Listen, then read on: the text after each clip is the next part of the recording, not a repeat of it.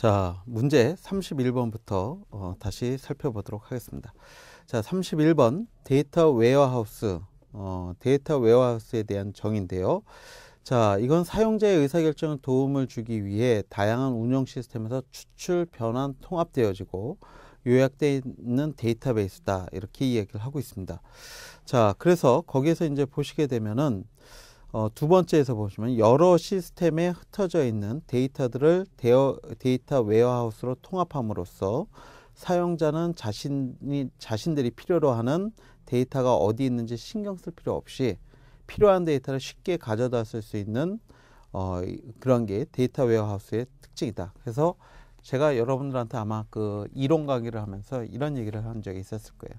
뭘 저기를 하냐? 데이터 웨어하우스가 창고이기 때문에 그냥 그 창고에다가 데이터를 자료 자체를 보관하듯이 이렇게 해놓은 것으로 생각하면 쉽다라고 얘기를 했었습니다. 자, 그래서 데이터 웨어하우스라고 하는 거는 데이터 자체들을 모아서 일정하게 그냥 큰 단위로 분류를 해놔서 저장해 놓은 이렇게 데이터 웨어하우스의 특징이다. 이렇게 보시면 되겠습니다. 자, 데이터베이스와 데이터 웨어하우스의 이제 비교 자체가 나와 있는데 목적으로 보게 되면 기존의 데이터베이스는 정확 효율성을 통한 업무, 거래 처리를 하는 데 비해서 데이터 웨어하우스는 분석을 통한 전략 수립, 의사결정을 지원하는 데 사용하고 있다. 형태로 봤을 때는 기존의 데이터베이스는 업무 단위인 데 비해서 데이터 웨어하우스는 주제별이다. 이게 이제 큰 특징이죠. 자, 요구사항에 대해서는 기존 데이터베이스는 데이터의 신속한 입력, 갱신, 추적, 데이터의 무결성이 요구되는 데 비해서 데이터 웨어하우스는 다량의 데이터를 다차원 분석의 분석 응답 시간의 최소화를 요구하고 있다. 자, 데이터 마이닝은 데이터를 수집하는 것, 데이터를 캐내는 거다라는 거죠. 자, 그래서 거대 규모의 데이터, 그냥 일반적인 이런 데이터가 있는데 거기에서 정말 필요로 한 것, 가치 있는 정보를 뽑아내는 것, 이게 그렇게 이제 정보를 찾아내는 탐색 과정 및 방법을 데이터 마이닝이다. 이렇게 얘기를 하고 있는 거죠. 자, 정보화 사회에서는 정보가 기업 경쟁력을 결정하는 가장 중요한 요소로 부각되기 때문에 마케팅 방식도 매스 마케팅이라고 하는 건 그냥 일반 대중을 대상으로 하는 마케팅인데 그것보다는 특정 고객을 지정하는 타겟 마케팅으로 변화하면서 고급 정보의 수집성이 필요성이 이제 대두되고 있다. 의사결정나무, 신경망 분석, 연관 규칙, 클러스터링, 뭐 사례 기반 추론 등이 주요 분석 기법이다. 이렇게 보시면 되겠습니다. 자, 데이터 마트는 뭐예요? 상점이에요. 그러니까 소비자가 상품을 구매할 수 있는 거. 마트는 이렇게 진열을 해 놓잖아요. 그래서 고객이 뭐 과자류 또는 뭐 빵류 뭐 이렇게 해서 이렇게 분류에 따라서 진열을 해 놓기 때문에 자, 데이터 웨어하우스로부터 특정 분야와 관련되어 있는 데이터만을 바로 소비자인 사용자가 이용할 수 있게끔 이렇게 분리해 놓은 것을 데이터 마트다라고 얘기를 하고 있습니다. 개별 부서에서 그 부서의 특징에 맞게끔 데이터를 검색, 가공, 분석할 수 있도록 해놓은 작은 규모의 전자 저장 공간 자체를 데이터 마트라고도 한다. 이렇게 보시면 되겠습니다. 데이터베이스 관리 시스템 DBMS다. 이렇게 얘기를 하죠. 자, 34번의 DBMS는 다수의 사용자들이 데이터베이스 내에 데이터를 접근할 수 있도록 해줌과 동시에 사용자와 다른 프로그램의 요구를 처리하고 데이터를 사용할 수 있게끔 해주는 거다. 데이터를 통합하여 이용할 수 있고 데이터 간의 일관성을 유지한다. 그래서 DBMS는 사실은 뭐냐면 데이터베이스의 서버다. 이렇게 보시면 되겠어요. 데이터를 입력, 갱신할 때마다 정확한 값인지를 검사하여 유효한 데이터만을 저장함으로써 데이터의 무결성을 유지하는 게 DBMS다. 고객 충성도, 로열티라고 하는 거죠. 고객 충성도 프로그램 이게 있는데 자, 기업이 지속적으로 고객에게 탁월한 가치를 제공해 줌으로써 뭐 이 얘기는 결과적으로 뭐냐? 고객이 우리 제품을 사게끔 만든다라는 얘기예요. 자, 그렇게 함으로써 해당 기업이나 브랜드에게 호감과 충성심을 갖게 되고 지속적인 구매 활동이 유지되도록 하는 프로그램을 고객 충성도, 그러니까 단골 고객을 만들기 위한 어떤 그 여러 가지 기업의 활동 프로그램들을 고객 충성도 프로그램이다. 이렇게 이야기를 하고 있는 거죠. 고객 충성도 프로그램의 기본은 고객을 소비 성향에 따라 분류하고 정보를 체계화시켜 크게는 소비 세분 시장의 요구를 파악하고 작게는 개별 고객의 요구를 파악해서 여기에 신속 대응하는 이러한 체제다라고 보시면 되겠습니다. 자, CRM, 이 CRM 있는데 CRM은 고객관계 관리 프로그램인데요. 그거를 인터넷을 통해서 전자적 기반 하에서 수행하는 게 이 CRM이겠죠. 자, 그래서 일반적인 CRM은 그 고객관계, 기존 고객들의 그런 그 관리 활동이 중요한데요. 자, 그게 이제 오프라인 중심 형태로 되어 있는 데 비해서 이 CRM 같은 경우는 이 비즈니스 업체들을 중심으로 하고 있다. 그래서 중점 관리는 영업 자동화인 데 비해서 이 CRM은 차별화 개인별 맞춤 서비스를 제공하는 거고, 고객과의 접점 자체가 CRM에서는 직접 방문하거나 DM이라든가 콜센터를 하는 데 비해서 이 CRM은 인터넷을 통한 통합관리 채널을 이용을 하고 있다. 이렇게 얘기를 하고 있습니다. 시공간은 CRM은 제한적이죠. 뭐 이거는 인터넷의 그런 속성 때문에 그렇습니다. 공간적, 시간적 제한이 없다라는 게 이 CRM의 특징이죠. 자, 공급망 관리에서 SCM 하게 되는데요. 자, 서플라이 체인 매니지먼트다. 이렇게 얘기를 하죠. 자, 제조, 물류, 유통업체 등 유통 공급망에 참여하는 모든 업체들이 협력을 바탕으로 정보기술을 활용, 재고를 최적화하고 리드타임을 대폭 감축하여 양질의 상품 및 서비스를 제공함으로써 소비자 가치를 극대화함과 동시에 비용 절감 및 효율성 증대로 상호이익을 추구하는 관리체제다. 이렇게 얘기를 하고 있어요. 그래서 원재료부터 최종 소비자까지 이들 간의 그러한 유통공급망에 참여하는 모든 그러한 참여자들이 협력을 할 수 있도록 하는 걸 얘기를 하고 있습니다. 자, 그래서 공급망 관리하고 전통적 접근 방법의 그러한 이제 비교 자체에 대한 것들이 나오는데, 공동 계획주의가 지속적이고 공동 책임으로 이루어지고 유통 센터의 지향적이며 중장기적이고 광범위한 경로 비용의 효율성을 추구하면서 중요하게 요구되는 사항의 경로 리더십을 가지고 있는 것 자체가 공급망 관리인데, 전통적 접근 방법은 거래에 기반을 두고 개별적인 책임을 짓는 거고, 창고 지향적이고 단기적, 그 다음에 개별 기업의 비용을 최소화하고 경로 리더십이 불필요한 이러한 형태로 나타나는 게 전통적 접근 방식이다 라고 얘기를 하고 있습니다. 이 SCM의 응용 전략이 분야별로 좀 틀린데요. 우리가 섬유나 의류 이러한 부분에서는 QR이라고 얘기를 하고, 식품, 신선식품 같은 경우에는 EFR, 그 다음에 의약품이나 의료 부문에서는 EHCR. 그래서 이건 Efficient Healthcare Consumer Response 뭐 이렇게 얘기를 하죠. 자, 식품 분야에서는 ECR 뭐 이렇게 나눠져 있다라는 것들도 같이 알아두시면 좋을 것 같아요.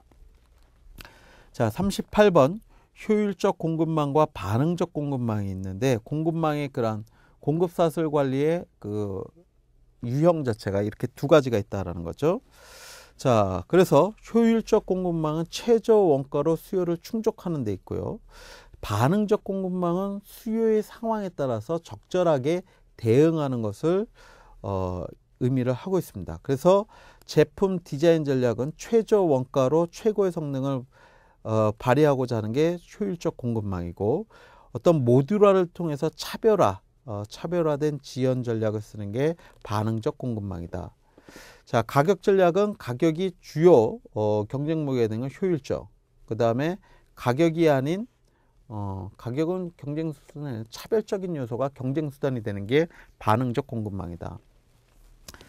생산 전략적인 측면에서는 높은 가동률로서 원가를 낮추는 것을 하는 데 비해서 여유 생산으로 수요 변동에 대비하는 게 반응적 공급망의 그러한 측면이고, 재고 전략은 재고를 갖지 않도록 낮은 수준의 재고를 갖는 게 효율적 공급망이고, 여유 있는 안전 재고를 갖는 것, 수요 변동에 대한 버퍼 재고를 유지하는 게 반응적 공급망이다. 자, 공급자 전략 같은 경우에는 원가와 품질을 중시하는 데 비해서 반응적 공급망은 신속, 속도, 품질, 그러니까 원가 요소 외 차별적인 요소를 강조하고 있다. 이렇게 보시면 되겠습니다. 자, 린 공급사슬과 에지르 공급사슬, 뭐 일본 애들은 아지루라고 얘기를 하는데요. 자, 이게 뭐 신속 대응이다라고 하고 간편 공급사슬이다라고 얘기를 합니다. 에이질 이제 공급사슬 뭐 이렇게 저기를 하는데, 린이라고 하는 건 주로 편의품, 생필품과 같은 재고 회전이 빠른 상품에 적합하고 시장 수요를 예측할 수 있고 라이프 사이클이 짧은 그런 특성들을 가지고 있습니다. 근데 이 아지르 또는 뭐 에이질 공급사슬 같은 경우에는 주로 패션 어페럴이라든가 액세서리와 같은 주로 이게 생필품은 아니죠. 그러한 것들에 이용되는 유행성 상품에 활용된다. 수요 예측을 한다는 게 어렵고 다양한 상품을 유통시킬 수 있는 특징이 있다. 이렇게 되어 있습니다. 린 생산 방식 같은 경우에는 리을에 보시면은 공급사슬을 이용한 상품군은 수익률이 낮은 특징이 있고 상품에 대한 정보가 풍부해 규칙적인 공급 관계가 형성되는 특징이 있는데, 이 아지르 또는 뭐 에이질이라고 하는 이 공급사슬 같은 경우에는 수익률이 매우 높고 고객들은 상품을 이용하면서 느끼는 효용이나 만족감 때문에 그 상품을 재구매하는 이러한 특징을 가지고 있다. 이렇게 얘기를 하고 있습니다. 공급사슬 관리는 불입 효과, 채찍 효과를 감소시키기 위한 이 서플라이 체인 매니지먼트가 하는 거죠. 그래서 우리가 불입, 우리가 채찍 효과다라고 얘기하는데, 이것은 이제 뭐냐면 정보의 왜곡 현상이에요. 그래서 하류라고 하는 것은 최종 소비자하고 직접 만나는 유통업체가 되겠죠. 소매업체. 그 다음에 상류라고 하게 되면은 그 상류라고 하면은 원자재 쪽 이쪽으로 이제 가는데, 정보 자체가 고객의 정보가 소매업체를 거쳐서 중간 도매상을 거쳐서 제조업체를 거쳐서 벤더를 거쳐서 최종 원재재 제공업체까지 이렇게 정보 자체가 가는데, 이게 왜곡되어져서 실제 특히 수요에 대한 정보량 자체에 대한 것들이 소매업체가 예측했던 정보를 바탕으로 도매업체는 더 많이 예측을 하게 되고, 수요량을 그 제조업체는 도매업체의 그러한 정보를 기반으로 해서 더 많이 하기 때문에 이러한 왜곡 현상이 나타난다라고 얘기를 하고 있어요. 즉 이것은 각각의 단계, 그러니까 유통의 그러한 단계 내에서 주문이 어떠한 한 대 모아서 처리가 되는 이렇게 배치 처리가 된다라고 돼 있고요. 또 각각의 그러한 유통의 주체들이 수요 예측을 각자 하기 때문에 이러한 현상이 나타나는 거죠. 그러니까 소매업체의 수요 예측을 도매업체가 기반으로 해서 또 수요 예측을 하게 되고, 제조업체들은 도매업체의 수요 예측을 기반으로 해서 생산에 대한 어떤 예측을 하는 이러한 현상이기 때문에 그렇다라는 거예요. 자, 그래서 이것을 없앨 수 있기 위해서는 공동의 그러한 수요 예측 기법들을 이용을 하는 거죠. 그렇게 하기 위해서는 정보기술을 통해서 마치 통합적으로 관리하는 이런 활동이 필요로 하다, 이렇게 얘기를 하고 있습니다. 자, 그래서 전통적 SCM, 이게 뭐 SCM의 그런 활동인데, 이게 전자상거래를 기반으로 하게 되면 우리가 인터넷 기반으로 하게 되는 ESCM이 있다, 이렇게 얘기를 하고 있습니다. 자, 그래서 전통적 SCM의 프로세스는 예측 가능하고 유통 채널의 경고성이 있는 데 비해서 ESCM은 유동적이고 유통 채널이 붕괴되는 그런 특성을 가지고 있다. 자, 경쟁력적인 측면에서는 전통적 SCM은 고정자산 비용인 데 비해서 ESCM은 스피드와 지식, 서비스가 경쟁력의 주요 무기가 되고 있다. 변화의 주기는 연단인 데 비해서 ESCM은 일이나 뭐 주 단위로 이렇게 보고 있다. 거래 자체는 전통적 SCM은 1대1의 그런 관계를 주는 데 비해서 이거는 다대다. ESCM 같은 경우엔 다대다다라고 얘기를 해요. 업무 환경은 지시와 통제적인 SCM의 그런 활동이 이루어지는 데 비해서 이 SCM은 권한의 분산 형태가 보편화되어져 있다. 이렇게 보시면 되겠습니다. 자, 크로스도킹이라고 하는 것은 창고에나 물류센터에 물건이 들어오면 그걸 보관하지 않고 바로 해체하거나 해서 지역별로 나눠서 바로 소비자한테 전달하는 이러한 책. 소매 점퍼로 배송하는 곧바로 소매 점퍼로 배송하는 물류 시스템이다.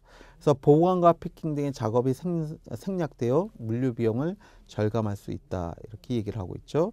자, ECR은 우리가 Efficient Consumer Response 해가지고 자, 이게 주로 어디에서 사용되는 SCM이다라고 얘기를 했어요. 식품 분야에서 사용된다라고 했죠. 그러니까 식품은 부패성이 있기 때문에 빠르게 고객의 그러한 요구에 대응을 해야 돼요. 자, 그래서 ECR은 공급 체인의 네트워크 전체를 포괄하는 기법으로 상품의 그 원천에서부터 관리함으로써 공급 체인의 구성원 모두가 협력하여 소비자의 욕구를 더욱 만족하게 이렇게 사용한다라고 얘기를 하고 있어요. 그래서 주로 사용되는 분야는 식품 사업 분야 이렇게 얘기를 하고 ERP는 전사적 자원 관리다라고 해서 요거는 기업의 그 자원 자체를 기업 내의 모든 인적 물적 자원을 효율적으로 관리하여 궁극적으로 기업의 경쟁력을 강화시키는 통합정보 시스템이다. 이렇게 이야기를 하고 있어요.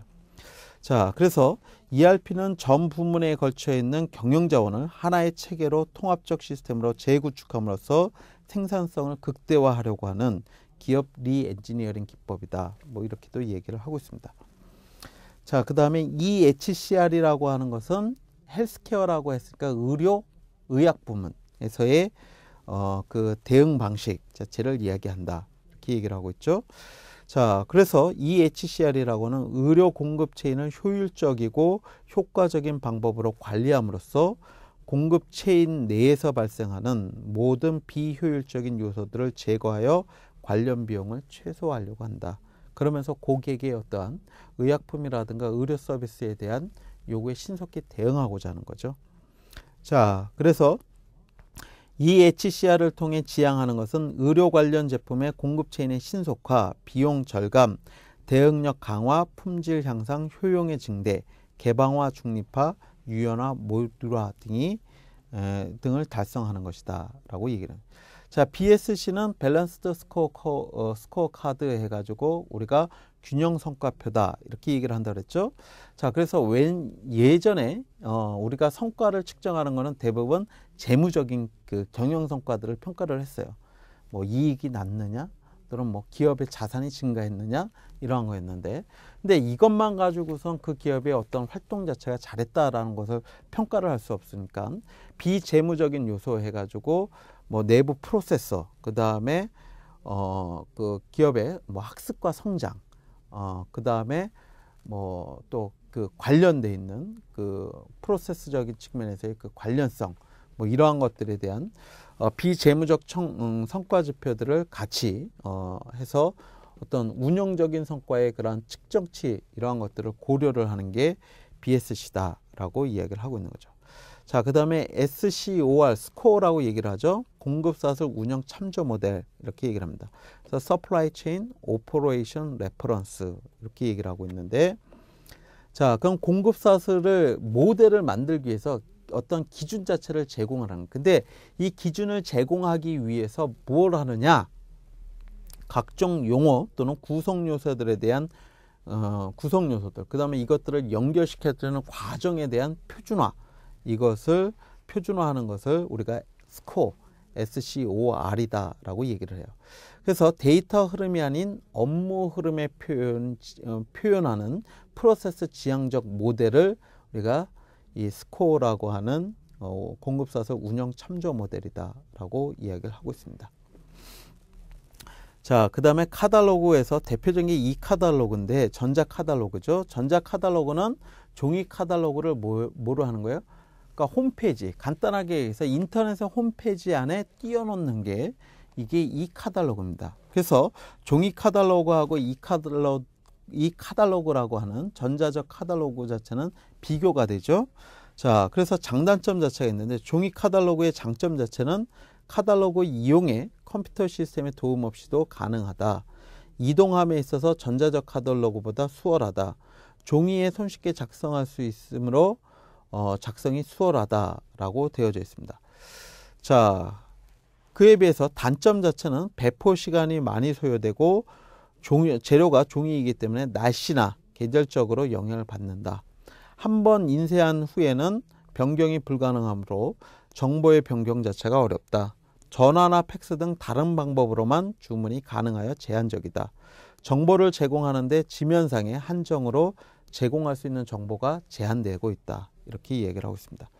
전자 카탈로그 같은 경우에는 정보 변화에 신속한 대응이 가능하고 그 다음에 타사 정보와 비교하여 쇼핑이 가능하며 많은 정보를 신속하게 검색 가능하다. 움직이는 사진도 표현할 수 있고 넓은 지역에 배포할 수 있다라고 하고 얘기하고 있습니다. 자, 그에 비해서 단점은 기술 비용적인 측면에 어려움이 있고 소비자들이 컴퓨터에 대한 어느 정도 지식을 가지고 있어야 되는 거죠. 예, 그래서 이렇게 교육받은 그러니까 학습되어 있는 소비자들을 뭐 인터넷에 대한 기술이건 이러한 것들이 필요로 하다라는. 자, 이 마켓플레이스는 뭐예요? 전자적 거래 시장 자체를 얘기를 하는 거죠. 자, 그래서 인터넷 등 우리가 인터넷 마켓플레이스 뭐 이렇게도 얘기를 합니다. 인터넷 등 네트워크 상에서 다수의 공급자와 다수의 구매자가 거래할 수 있도록 구축된 온라인 시장을 우리가 이 마켓플레이스다라고 이야기를 하고 있습니다. 가장 큰 장점은 뭘까요? 시간과 공간의 제약이 없다라는 거죠. 자, 그리고 시간과 공간의 제약이 없다 보니까 뭐 이렇게 하나의 국가 단위에서 하는 게 아니라 국제적인 그런 거래 행위가 가능하다. 이 마켓플레이스에서는 시간과 거리의 제약이 없이 대등한 관계에서 투명 거래를 해야 되기 때문에 공정성과 투명성이 중시되고 온다. 자, 이 마켓플레이스는 후방 통합에서 전방 통합으로 이렇게 얘기를 하고 있는데, 후방 통합은 뭐예요? 기업의 입장에서, 제조기업의 입장에서 원자재 또는 부품을 공급하는 업체들을 인수 합병하는 뭐 이렇게, 아니면은 그 소유권을 갖는 이러한 것들을 후방 통합이라고 얘기해요. 전방 통합은 제조업체가 유통업체 뭐 이러한 쪽으로 유통업체라든가 중간 도매상이라든가 이러한 것들을 통합하는 형태들을 인수합병하는 이러한 형태들을 전방통합이라고 얘기를 해요. 자, 그래서 이 두 가지를 합치게 되면 수직적 통합이라고 얘기를 하게 됩니다. 그래서 수직적 통합에서 다양한 업종을 포괄하는 수평적 통합으로 그 범위가 넓혀가고 있다. 보털과 호털, 여러분들 이거 기억나시나요? 이 두 가지를 합친 게 메가마켓이다, 이렇게 얘기를 하고 있습니다. 자, 보털이라고 하는 건 버티컬, 그래서 수평적인, 아니 수직적인 그러한 이제 수직적 통합이 되어 있는 포털을 얘기를 하는 거죠. 그래서 특정 품목이나 산업을 중심으로 원자재에서부터 완제품까지 각 단계별로 쫙 갖춰 놓는 경우를 우리가 보털이라고 얘기를 합니다. 자, 그래서 이렇게 수직적인 관계를 갖는 전 품목을 취급하는 이 마켓플레이스, 부품도 하고 뭐 자동차 같은 경우에 자동차 엔진 부품서부터 해서 뭐 각종 그 부속품들 쭉 이렇게 해놓고 나서 최종적으로 자동차도 한꺼번에 판매하는 이러한 그 단일 체계의 어떤 그 온라인 시장 자체를 보털이다라고 얘기를 해요. 호털이라고 하는 거는 어떻게 했어요? 예, 다양한 산업에 걸쳐 동일한 기능이나 비즈니스 프로세스를 제공하는 형태의 가상 시장으로 여러 산업에 걸친 서비스의 제공을 통한 다양한 수익 창출 기회와 확보의 집중화, 뭐 이러한 형태들을 가지고 있다라고 얘기를 하고 있어요. 자, 그 다음에 51번 경매와 역경매. 경매는 뭐예요? 사겠다고 하는 사람이 팔겠다고 하는 사람, 팔고자 하는 사람의 팔고자 하는 사람이 한 사람이 있다라고 하면 사겠다고 하는 여러 사람들이 각자 내가 사겠다고 하는 가격을 제시를 해서 높은 가격에 판매하는 방식이 경매예요. 역경매는 반대죠. 즉, 그것을 이제 그 역경매라고 하는 거는 사겠다고 하는 사람 자체가 사겠다고 하는 뭐 구매자가 자신이 사고자 하는 것에 대한 거래 조건들을 제시를 하고 거기에 따라서 어떻게 합니까? 이것을 팔겠다고 하는 사람이 다수의 판매자가 있는 거죠. 다수의 이러한 판매자 자체가 흔히 얘기해서 다수의 판매자가 이 하나에 사겠다고 하는 사람한테 어떻게 하는 겁니까? 더 낮은 가격으로 제시하는, 이렇게 해서 이렇게 제시하는 그 경매를 역경매다라고 얘기를 합니다. 자, 그러면 이 프로큐어먼트라고 하는 거는 전자 조달이다라고 했죠. 그러니까 구매 기업의 입장에서 원자재라든가 부품을 구매하는 행위를 우리가 조달이라고 얘기하는데 그걸 뭘 통해서 한다고요? 인터넷을 통해서 한다라는 얘기예요. 자, 이렇게 전자조달이 갖고 있는 이점 자체가 있는데 구매하는 측면에서 보게 되면 공급자의 선택의 폭이 넓어지는 이러한 효과를 볼 수 있다. 배달 및 구매 소요 비용을 절감할 수 있다.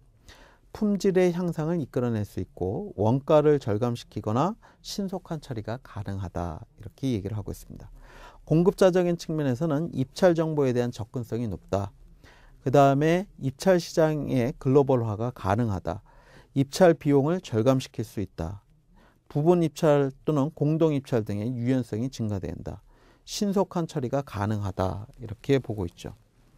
자, 전자상거래는 크게 두 가지가 있어요. 원래는 우리가 5가지를 얘기를 하죠. 뭐 기업 간 거래, B2B, 그 다음에 기업과 소비자 간의 거래, 그 다음에 요 2가지를 제외하고 뭐 B2G 해가지고 기업과 정부 간의 거래, 그 다음에 개인과 정부 간의 거래, 이건 C2G 이렇게 얘기를 하죠. 그 다음에 개인 간의 거래, C2C 이러한 것들이 있다라고 하는데 그 중에 가장 대표적인 건 B2B하고 B2C입니다. B2B라고 하는 건 비즈니스 투 비즈니스 하니까 기업 간 거래를 얘기를 하죠. B2C는 기업과 개인 간의 거래를 얘기를 하고 있습니다. 자, 그래서 주로 이제 어떤 것들이 거래되냐면 B2B 같은 경우는 생산재죠. 기업들에서 주로 사용되는 이러한 생산 활동에 필요로 하는 뭐 중간재라든가 원자재 등이 주로 이제 갖고 기업에서 대량으로 소비하는 소비재도 B2B의 그러한 활동에서 사용됩니다. 자, B2C 같은 경우에 개별 고객들의 개별 상품들이 거래되고 있습니다. 자, 그래서 뭐 이렇게 이제 이야기가 되고 촉진 방법은 B2B 같은 경우에 인적 판매를 중심으로 하는 데 비해서 B2C는 광고 중심이다. 그 다음에 거래 양적인 측면에서는 거래 그 횟수는 B2B가 훨씬 적어요. B2C가 훨씬 더 많은데 한번 거래되는 거래 양이나 금액은 B2B가 B2C에 엄청나게 크죠. B2C가 B2B보다 훨씬 크다라고 되어 있습니다. 가격 정책은 B2B 같은 경우는 협상 및 입찰 시스템에 비해서 B2C 같은 경우에는 정찰제 가격 시스템을 사용하고 있다. 이렇게 보고 있습니다. 자, 그 다음에 54번 전자상거래와 전통적 상거래의 비교. 뭐 이거는 여러분이 한번 쭉 보시면 알 텐데, 자, 전자상거래 같은 경우에는 거래 지역과 거래 시간에 제한이 없는 거죠. 예, 전통적인 상거래는 일부 지역으로 제한되어져 있거나 그 영업시간 자체가 이제 그 정해져 있는 이러한 형태로 되어져 있고, 수요에 대해서는 전자상거래는 온라인으로 수시 파악이 되는데 전통적 상거래는 영업사원이 수요에 대해서 파악하고 다니는 거죠. 고객에 대한 대응 자체가 전자상거래는 신속하고 빨리 이제 대응하는 데 비해서 전통적 상거래는 암만 해도 이런 게 느리다. 이렇게 보고 있습니다. 자, 우리가 이제 그 화폐 보안과 관련돼서 보게 되면 SSL과 SET 방식이 있다라고 얘기를 합니다. 그래서 55번에 SSL 방식과 SET 방식이 있는데, 자, SSL은 비용이 저비용인 데 비해서 SET는 고비용입니다. 사용 자체가 SSL은 간편한 데 비해서 SET는 다소 어려워요. 자, 안정성적인 측면에서는 SSL보다는 SET가 훨씬 더 안정성이 높죠. 그 다음에 조작 가능성이 SSL에서는 있는데 SET에서는 조작 가능성이 어렵습니다. 다자 간의 협력이 다방면에서의 그러한 이제 복합적인 협력이 들어오지 않으면 어렵다는 거죠. SSL은 부인 방지가 불가한 데 비해서 SET는 부인 방지가 가능하다. 이렇게 되어져 있습니다. 자, 공개키 알고리즘 암호에 대해서 얘기를 하는데 그 비밀키 암호화 방식 이렇게 2가지가 있죠. 공개키는 어떻게 돼 있어요? 똑같아요. 암호화 키하고 그 암호를 푸는 복호화 키가 똑같다라는 얘기예요. 자, 그래서 공개키 자체는 똑같지가 않은 거죠. 공개키라고 하는 거는 암호를 만들 때 썼던 만드는 그 방식하고 그를 해석하는 복호화의 그 핵심적인 키 자체가 서로 이제 다르다라는 얘기예요. 그래서 비대칭 암호화다라고 돼 있고, 비공개 알고리즘이다라고 하는 대칭형 해가지고 우리가 자물통을 생각하면 돼요. 그래서 잠글 때하고 열 때 모두 동일한 그 키로 사용되어지는 이게 비공개 키 알고리즘이다 라고 보시면 되겠습니다. 자, 전자화폐는 화폐명이 뭐 IC 카드형과 네트워크형이 있다라고 해서 몬덱스, 비자 캐시카드 이런 것들은 IC 칩을 내장을 한 거고, 네트워크 이렇게 칩이 없이 약간 사전적인 이러한 형태로 얘기하면 이캐시 버추얼 퍼스트 버추얼, 그 다음에 사이버 캐시, 넷빌과 같은 이러한 것들은 네트워크형이다.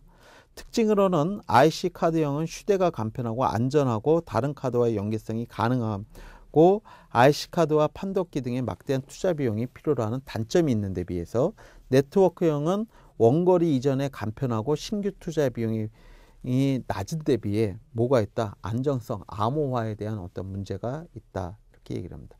에스크로 제도라고 하는 거는 그 거래 당사자가 믿을 수 있는 제3의 기관에게 자금을 맡겨놓는 형태죠. 그래서 구매자 자체는 판매자의 제품에 대해서 그 구매 행위를 해서 주문을 하게 되고, 결제 자체는 이 믿을 수 있는 제3의 기획에다 판매 금액을 갖다 줍니다. 그러면은 이 판매액이 입금됐다라고 하는 거를 그 가격이죠. 가격이 입금됐다라는 거를 판매자한테 정보를 제공하면 판매자는 물건을 보내주고, 거기에 대해서 물건을 보내줬다라는 정보 자체를 이 제3기관이 확인을 해서 물건을 받았다는 확인을 하게 되면은 대금에 대한 것들을 결제해주는 이러한 방식이 우리가 에스크로 제도다라고 하고 있습니다. 자, 그래서 뭐 이러한 형태에서 제3자가 그 자금에 대해서 안전하게 관리하는 방식, 이렇게 보시면 될 것 같습니다. 자, 이렇게 해서 우리가 빨간 키에 이러한 네 번째가 뭐 유통정보 시스템에 대한 이것을 모두 정리를 해보았습니다. 자, 그런데 이거는 요약이에요. 여러분들이 한번 보시는 거지, 이것만을 보고선 난 다 시험에 준비됐다, 그거는 택도 없습니다. 자, 그래서 시험 때 막바지에서 이것을 한번 정리를 해보시다 이렇게 하고, 그전에는 이론 강의들을 철저히 한번 보시면서 이것과 같이 접목을 하는 이러한 노력이 여러분들한테 필요하다, 이렇게 말씀드리고 강의를 끝내도록 하겠습니다.